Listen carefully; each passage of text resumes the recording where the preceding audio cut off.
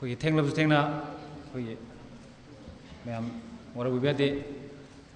अरुई बोइना ओजा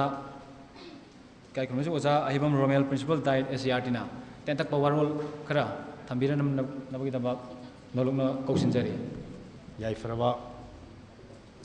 जुन की तारीख कुनमंगा असिदा महम असिदा पांथोकलिबा मेट्रिक क्लास 10 की परीक्षा दा मार्क यामना फंगपसिंगदा अखोई मना मतुम पीदुना ओकपा लोइना अखोई ममा लोंदा मिंग थोनबा छात्र सिंगदा सुमाइना ओकपा हाइबा कंगला फेसबुक अमदी सनाम इंटरनेशनल सनामई स्टूडेंट एसोसिएशन ना सिंदुना पांथोकलिबा थौरम असिदा लेंबिरकलिबा अमदी मै तंगवा लेंजिंग बिरिबा आई मरुप जाइबोल अमदी केएस मेंजोर chairman KM blooming higher secondary school काबो ताइबोचौ है खंगनबा होई ताइबोचौ सोशल वर्कर अमदी अंगोमचा अराबा एडवोकेट पुनमकपु अहानबदा कोक नोनजेबक लोयना तराम नोकचरी लोयना मांगद लेंसन बिरिबी लेंसन बिरिबा छात्र छात्री सिंह अखोई परीक्षा दसु मार्क यामना फंगक्तना ngasimak makoibu pungning thogot poina okliba kangla facebook na loina makoi ge loina liba guardian amadi koi torom masibu pung phana ba silliba akoi chinau thomi punamakpu an maktene taram nokche go loina taga chari ayak ngasi se akoi arap lam dagi lakpoi dina katang thengdokhre masi damukta mon na choina mayam da ngakpina ba ai haijari masi damuktai nungaijade thengabsu thengna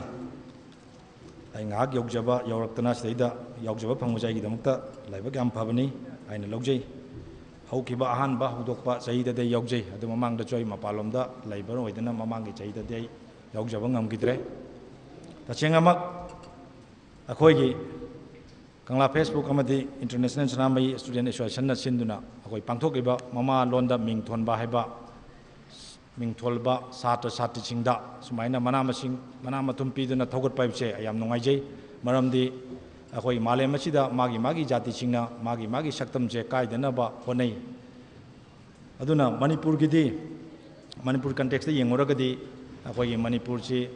अखोई हाना लेजरंबा धर्म सिंग की मथक्ता अनौबा हिंदू की Christian की अदि मुस्लिम की सुमाइना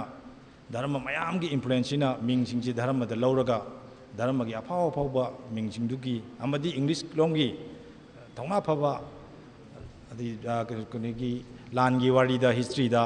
यामना थौना फगिबा Alexander गुंबा Napoleon गुंबा सुगुंबा अफाव अफाव मीसिंगी ममिंग से लौरगा मचा मचा सिंगदा अखोई मचा सिंगजी ममिंग चटनबा फावनबा फाव वरसनोना अयामबना लोइना थोली आई शामुकसु रोमेन हाई खोय बाना मसी जर्मन की सिपाही अमगी ममिंगदा मा थोलंबरा नाई खले समाइन तौदना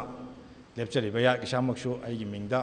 अखोई इमालोंदा थोलौदबगी नुंगाइतबसे लई अदुबु ngasiदी अखोई कंगला फेसबुक ना चई अनि ममांगदगी अखोई थौरमची पांथोक्तना पुनिंग थौगलकपसिगी ममांगदगी हौना अखोई ngasi रेंगबिलकलिबा गार्जियन सिंग अमदी छात्र सिंग सिगी मना लोगद्रिबा छात्र सिंगी गार्जियन सिंग ना चई 30 कुनगी ममांगदगी हाइरिबा ज्ञान लौसिंग से अखोइदगी हाना लैखरे चई हाजनिंगी मदुगी दमक्ता आइना थागचरी guardian सिंबु मरमदी मखोइना मखोइगी ngasi mana logodriba macha sing ase akoi nungsina akoigi ima lon gi oiba akoi lamdam machi gi oiba mingo sing che koromduna ngasi mak mana se phangadoribani aduna ai wafam yamna haijaroi mamang da chu jai bona yam cheng haibe khare ai wari kak lijage jasa naukcha ngasi mana logodriba sing da in haijaning budi wari am kak lei akoina akoigi education facilitation na dana prize pp dana lai lakpasida maming mathadi paningdre akoigi angangsing ama akoigi yam khena banate madu koi alamaching antati sum toromdagi sumaina oktana khotana metric paikha yamna wangna tawre ka kaina pass division da yawren tawi ma doctor oigi mana doctor oiraba matungda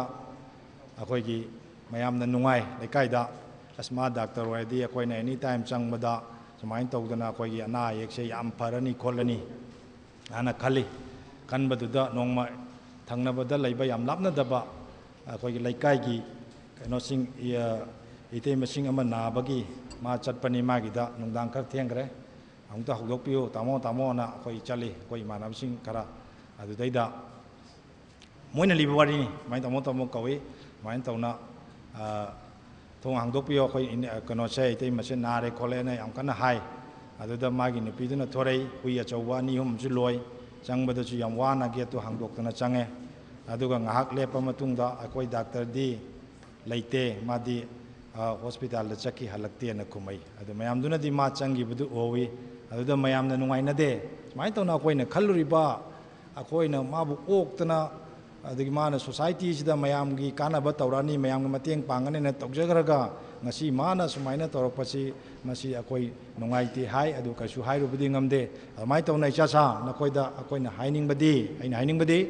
na koi matam amada ngasi mak yam wang na phangdana metric parikha da asuki matik ching lemaba parikha sida suki matik mak wang phangdana ngasi asugumba state level sida akoi mana matum je phangdoribani phangibani masigi mana matum ji yamba yamdaba natabada nakoi da koi thajaba thamiba che asuki matik yamgre asuki matik thajagre aduga nakoi na hayangwai apago mi oirakanda okay noisinu doctor oisinu engineer oisinu masi maina akoi noina nongoli soidana oirakani lemna mangore chai chena thajai ai thamjage nakoi na adumaina tawra matamda ngasagi doctor gi do adumaina di hui loiraga mayam ga samnadabdi tawbiganu adu mayam gi seva tawbiu society da khara do rabsu nokoi nakoi leirami habagi contribution je masi thambiu haiba wafam masi loiraga ai tentakna tension charge thank you